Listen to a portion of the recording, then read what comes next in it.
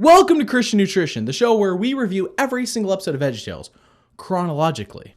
And by we, I mean just me.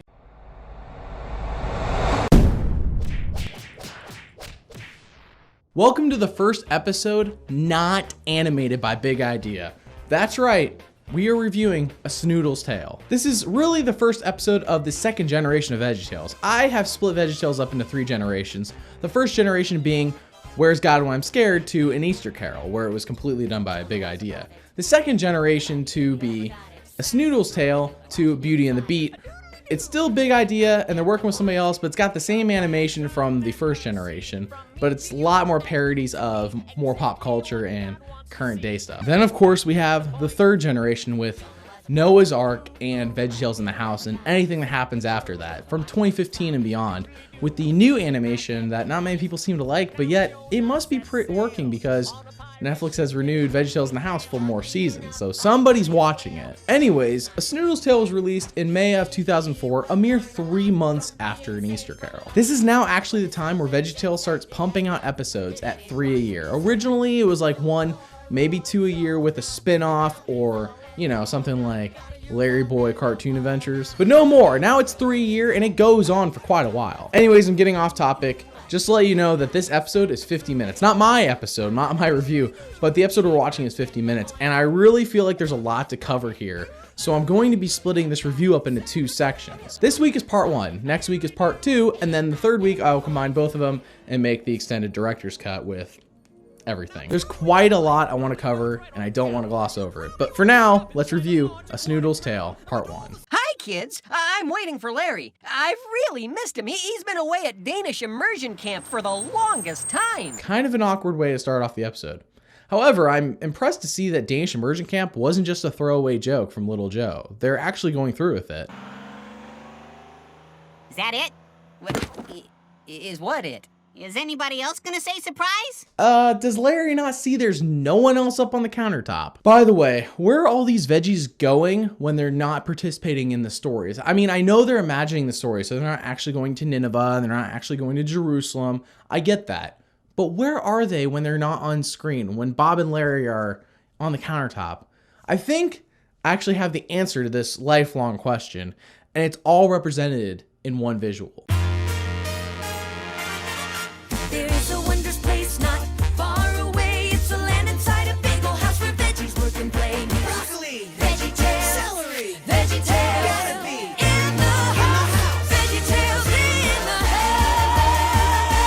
house. What's Velkommen Hedgem Larry? It's Welcome Home Larry in Danish. You should know that. Yeah, Larry, you were just at Danish immersion camp. This should all be basic stuff to you. I didn't exactly go to Danish immersion camp. Oh no. I was there for a day, and then me and this kid Bjorn took a canoe ride out on a lake and got lost. Well, I'll give him credit. At least this time, he didn't get his lip stuck in a gate, and he met a guy named Oscar who got stung by a bee right in the lip. They couldn't even talk to each other for a few weeks due to how swollen their lips were until finally they did talk, and Oscar only spoke Polish, and Larry knows like 3 words in Polish, but now he knows 4 because he knows the words for lip.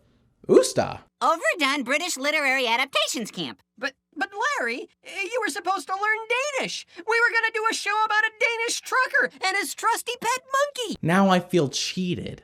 Are you telling me they're going to do a story with a Danish trucker and a monkey? That sounds awesome and not at all like a Clint Eastwood film. Right turn, Clyde. Some of the kids at school make fun of me. They call me names and tell me I'm no good at anything. What should I do? The same thing happened to Jorgen and his monkey. But Jorgen decided to take a canoe ride and get lost at Overdone British Literary Adaptation Camp. I read a story at camp that might be just what Chester needs. It's a classic of British literature called Dr. Jekyll and Mr. Hyde. Wait, is VeggieTales really going to do a Dr. Jekyll and Mr. Hyde parody? It's a pretty dark story. I'm a little hesitant to see what they're going to do. Chester, get ready for Dr. Jiggle and Mr. Sly. Huh? Roll film. Wait, what is going on? Dr. Jiggle and Mr. Sly.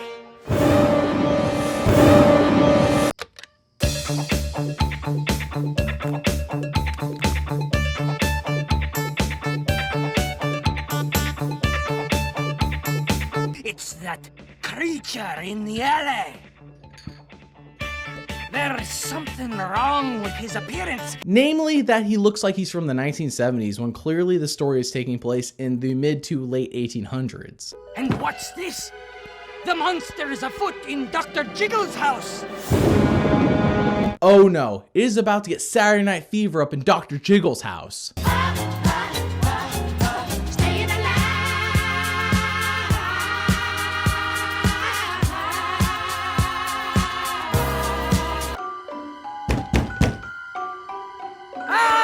Whoa, was that a hand?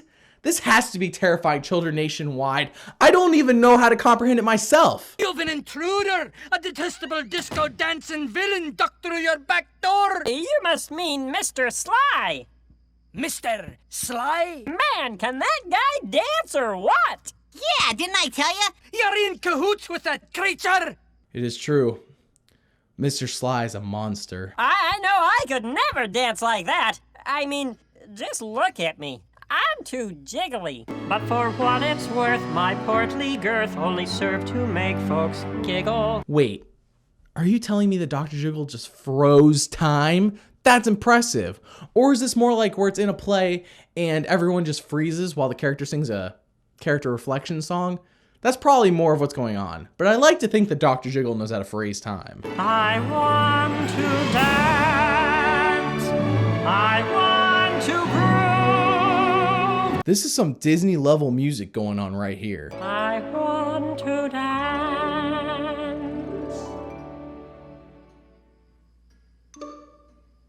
What was I saying? Mwah! They pulled that off beautifully. Mwah! After that epic song, Dr. Jiggle assures them that Mr. Sly is a great guy and that they would really like him. Butterbun asks to meet him and Dr. Jiggle says that is not possible since Mr. Sly is such a busy man. Butterbun then tells Larry how he is going to catch Mr. Sly by being Mr. Sneak.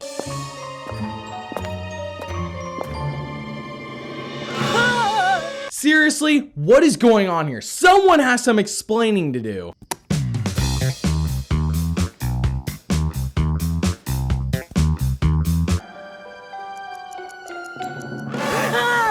I'm gonna have a heart attack! Where are these human limbs coming from? Dr. Jiggle! Oh, good evening, gentlemen. Dr. Jiggle! Oh no! Looking for some hot stuff, baby, this evening. I need some hot stuff, baby. All right, you flashy fiend. Never turn off a man's music. That's how people die.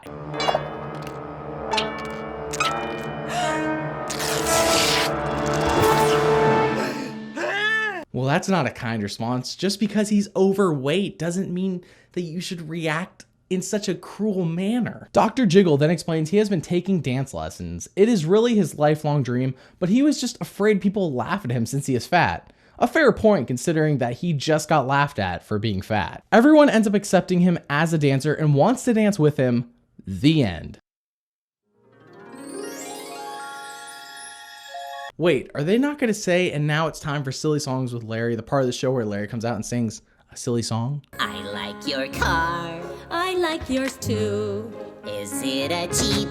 A Subaru. Did they get paid to advertise those two companies? Oh, you and me in our sport utility vehicles, cruising to 7-Eleven for a bag of Frito-Lay. To me, this is really the most phoned in silly song that has happened yet. And I usually like the silly songs, as you've seen with all the previous episodes.